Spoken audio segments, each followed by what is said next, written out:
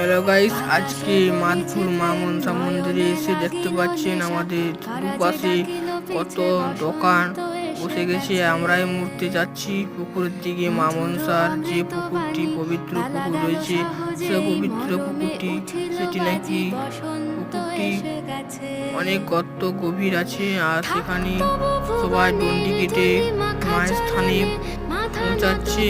এই মুহূর্তে আমি পুকুর ধারে দাঁড়িয়ে আছি, সে যে ঘাট দেখতে পাচ্ছেন বন্ধুরা, সবাই ডন্ডি কেটে মায়ের স্থানকে উঠছে।